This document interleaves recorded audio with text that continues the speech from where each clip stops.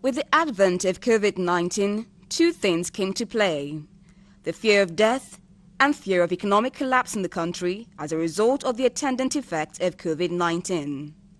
4 months down the line, reality dawns in. Nigeria does not have the capacity to test adequately.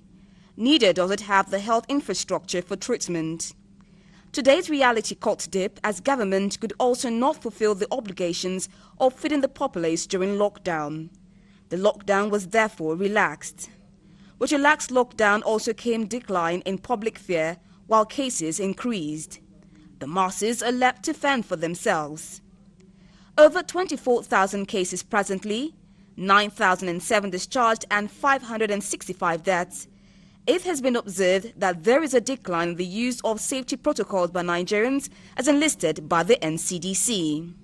Nigerians at the peak of the virus are still lackadaisical in observing personal hygiene. While some believe the virus does not exist, others attribute nonchalancy to failure on the government to enforce these protocols and proper sensitization. So government would need to do a lot more than just asking people to wear face masks, just asking bus drivers to observe social distancing in the bus when they know that those guys are just pure businessmen. They just want to make their money. Again, the regulation is very weak.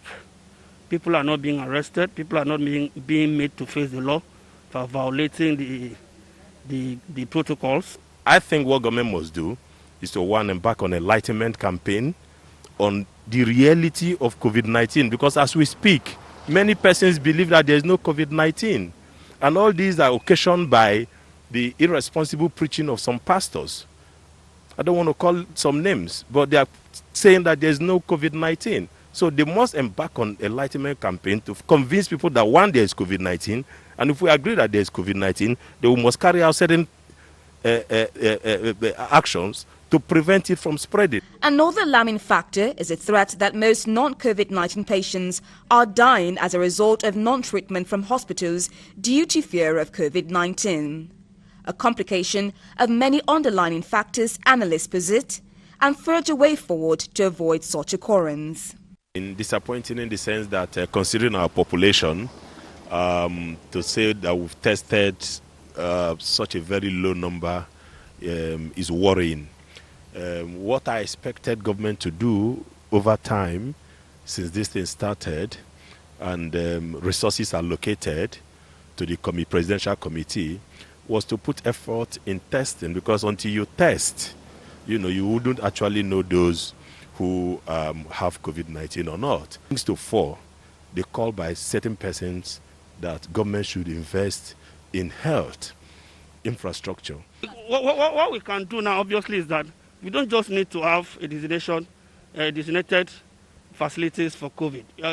All the hospitals, private and non-private, public, the government should have a meeting with them and give them the necessary protocol and ask them to equip themselves and with the PPE before they attend to anybody, even if it's a pregnant woman or someone with an underlying health disease that has been treated for a long time. So you don't need to have, because a lot of people, for instance, if it's in Abulegba, you don't have any immediate and accessible health center or clinic there.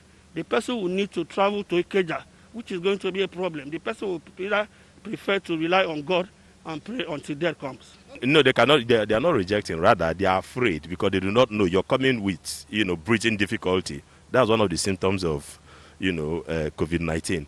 So, whereas what we should be talking about is that private hospitals are expensive. So that's where government could step in to say, okay, fine, let's subsidize, let's meet you halfway. Because if the private hospitals don't come in, that will be the government will be overwhelmed as it is now. In the midst of this pandemic, Lagos State is at the front burner, threatening to embark on another lockdown if residents fail to observe protocols. New symptoms have also emerged and no general vaccine yet. The reality before us: government needs to do more to protect the people. Rita Omodia for Galaxy News, Lagos.